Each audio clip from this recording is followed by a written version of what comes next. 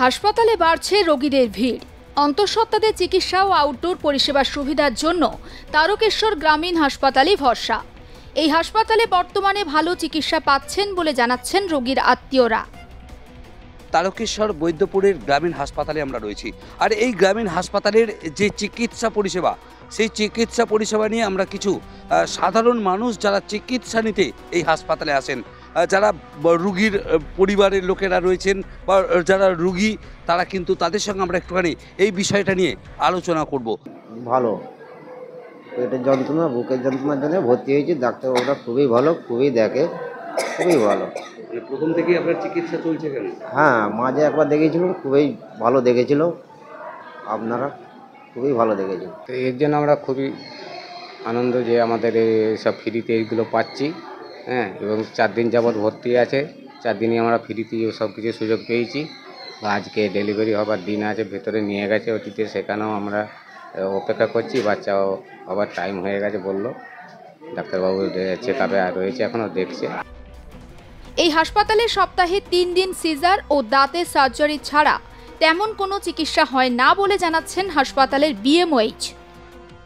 Maternal gynae department, আমাদের gynae department almost 6 দিনই ডাক্তারবাবু থাকছেন, এবং নাম্বার অফ ওটিডিএস সিজার যেগুলো বলা হয় সেগুলোও মোটামুটি অলমোস্ট 3 দিনের বেশি করা হচ্ছে। 3 দিন তো অবশ্যই হয়, কোনো দিন আর্জেন্সি বেশি, তারও বেশি করা হচ্ছে।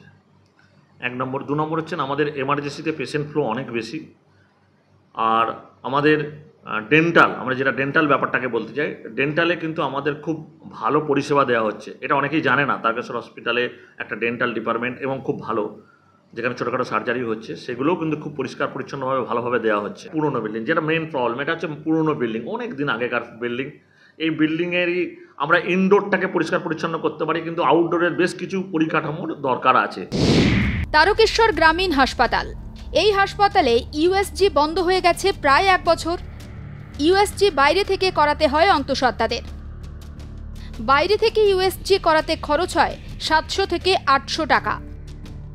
আমাদের মা বোনেরা এখানে ইউএসজি ছবি করানো হতো, লাইন দিয়ে সবাই আসতো, বহুত ভিড় হতো, কিন্তু এখন ওটা বন্ধ হয়ে গেছে। কোন কারণে জানি না, ওটা চালু হলে আরও ভালো হতো, সুবিধা হতো প্রত্যেকটা মানুষের। আমাদের এই আশেপাশেই বাড়ি, আমাদের এই বদ্রীপুর হসপিটালেই আসতে হয়, তো ভালো হতো এটা যদি চালু করা হতো। এটাই করানো হচ্ছে, আমার সুবিধা মতন সবই হচ্ছে, কিন্তু এখানেই হবে, এখানে সব কিছু সিজার ফিজার যা হবে আমার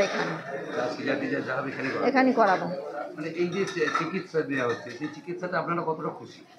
আমরা ভালোই খুশি আছি, বিশ্বাস আছে, খুব ভরসা আছে, পরিষেবা খুব সুন্দর পায়। নার্সিং হোমে গেলে যে আমাদের তো সবসময় অর্থের মানে বেশি থাকে না, তার জন্য আমরা সরকারি হাসপাতালে এসেছি। এখানে পরিষেবা খুব ভালো, পরিষ্কার পরিচ্ছন্নতা, ডাক্তারের চিকিৎসা। আমার টান হচ্ছিল তো, শ্বাসকষ্ট, তো আমাকে নেবুলাইজার দিয়ে এখানে ভর্তি করেছে। এই বাচ্চারও ভর্তি হয়েছে। মানে এখন কেমন আছেন? এখন ভালো আছে। ডাক্তারবাবু বা নার্সিং স্টাফ তারা কেমন ব্যবহার করে? সব ব্যবহার ভালো করে, ছেলেগুলো আমার সঙ্গে ভালো ব্যবহার করে। তারকেশ্বর গ্রামীণ হাসপাতালে ইউএসজি চালু করার দাবি তুলেছেন রোগীর পরিবার পরিজনরা। প্রায় 41 বছরের পুরনো এই হাসপাতাল, বর্তমানে হাসপাতালের অবস্থাও খুব খারাপ। বৃষ্টি হলে ওটি রুমে জল পড়ে, বিভিন্ন জায়গাতেও ফাটল ধরেছে।